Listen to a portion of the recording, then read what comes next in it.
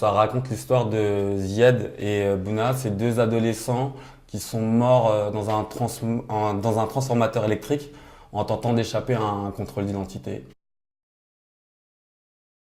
Le but de Yaher, en fait, ça a été de mettre la vie de ces deux adolescents-là en avant et surtout d'appuyer sur le côté humain. C'est raconter les heures précédant le drame.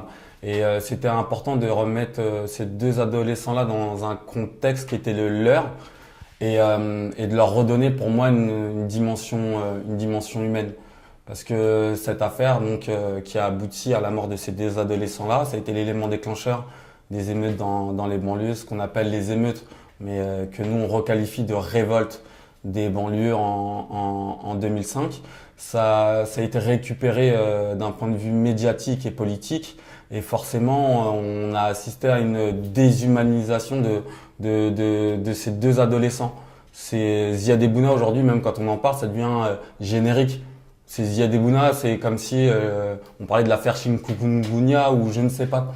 Et donc je me suis dit, ouais, ça serait bien quand même de marquer le coup et en essayant de redonner une dimension humaine, rappeler que ces deux adolescents-là, ils avaient une mère, un père, des frères, des sœurs, des gens qui les aimaient dans le quartier et que ils avaient tout un avenir devant eux. Faut rappeler quand même qu'ils sont morts à 15 et 17 ans. Voilà quoi.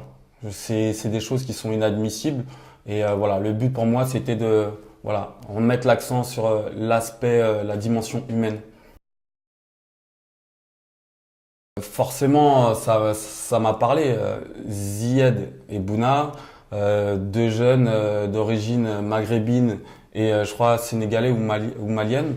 Et forcément, je suis d'origine malienne.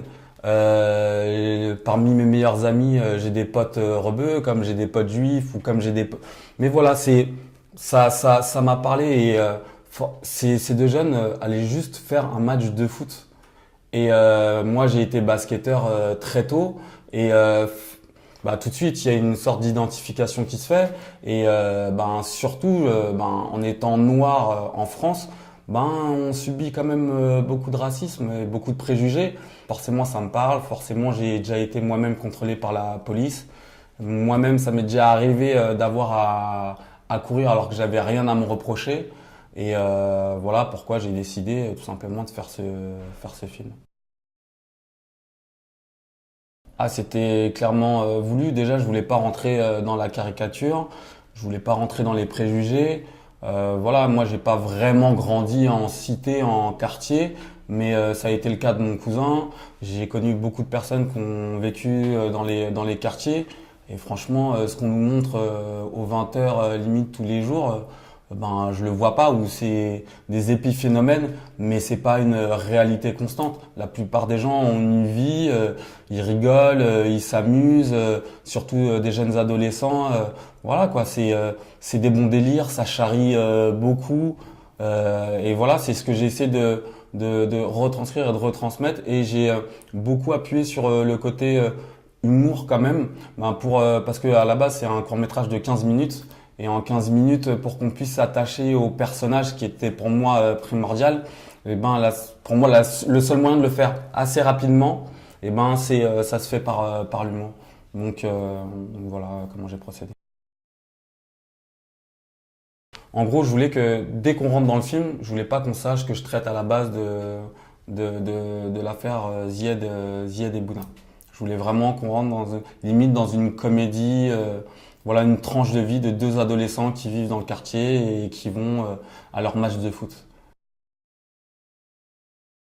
Yaher, déjà, c'est une expression employée par les jeunes des quartiers qui signifie en gros il y a rien. Yaher, il y a rien. Et pour moi, c'était important d'utiliser un gimmick que les jeunes utilisent aujourd'hui pour comment ça remettre mon film dans un contexte. En fait, ce que ce titre veut dire clairement, c'est que il y a 12-13 ans, Bouna et Zied sont morts dans un transformateur électrique. 10 ans après, les deux policiers concernés, donc qui ont poursuivi ces deux adolescents-là jusqu'à la mort, ont été relaxés. Et au final, ben, il y a R, donc il y a rien. C'est comme s'il y avait rien eu. Et voilà pourquoi j'ai appelé mon film Il y a R, tout simplement.